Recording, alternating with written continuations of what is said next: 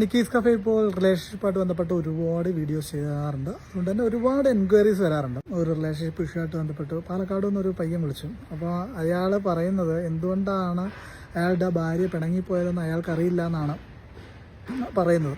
അപ്പോൾ അദ്ദേഹം എൻ്റെ അടുത്തൊരു 10-15 മിനിറ്റ് സംസാരിച്ചപ്പം എനിക്ക് മനസ്സിലായി ഒരു സീരീസ് ഓഫ് ആക്ഷൻസാണ് പുള്ളിക്കാരൻ്റെ ഭാഗത്തു നിന്ന് ഉണ്ടാക്കുന്നത്. അതായത് പുള്ളിക്കാരൻ്റെ ഭാഗത്താണ് തെറ്റ് നടക്കുന്നത്.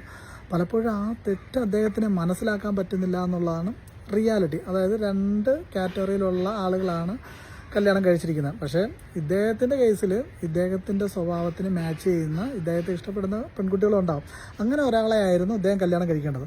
പലപ്പോഴും ഞാൻ എല്ലാ വീഡിയോകളിലും പറയുന്നതാണ്, right time at right partners എന്ന് പറഞ്ഞാൽ എല്ലാവർക്കും കിട്ടുന്നൊരു കാര്യമല്ല റൈറ്റ് ടൈമിൽ. അപ്പം ഇദ്ദേഹത്തെ സംബന്ധിച്ചിടത്തോളം അദ്ദേഹത്തിന് കുറേ പ്രശ്നങ്ങളൊക്കെ കേട്ടതിന് ശേഷം പിന്നീട് ഞാൻ അദ്ദേഹത്തിന് കുറേയധികം കാര്യങ്ങൾ പറഞ്ഞു കൊടുത്തു. അതിനുശേഷം അദ്ദേഹം രണ്ടാമതൊന്ന് റീതിങ്ക് ചെയ്തു.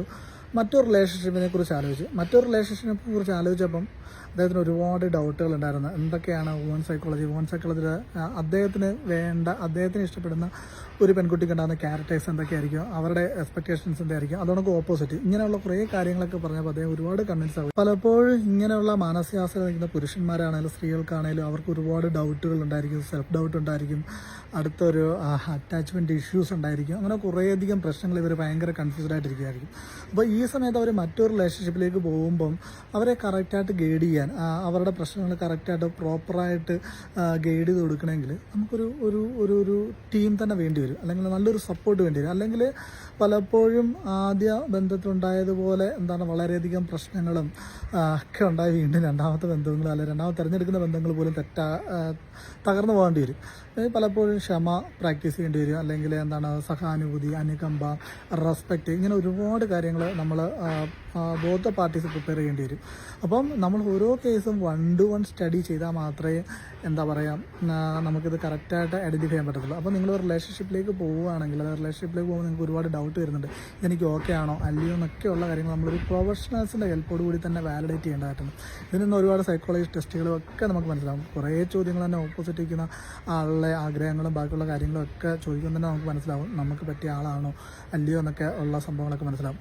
പിന്നീട് ഇപ്പം എൻ്റെ അടുത്ത് സംസാരിക്കുന്ന ഒരുപാട് സ്ത്രീകളൊക്കെ പലപ്പോഴും പറയുന്നൊരു സംഭവമാണ്, അവരൊക്കെ പ്രതീക്ഷിച്ചിരിക്കുന്ന ഒരു സ്പിരിച്വൽ ലവ് ഒക്കെയാണ് യഥാർത്ഥത്തിൽ അവർ പ്രതീക്ഷിക്കുന്നത്.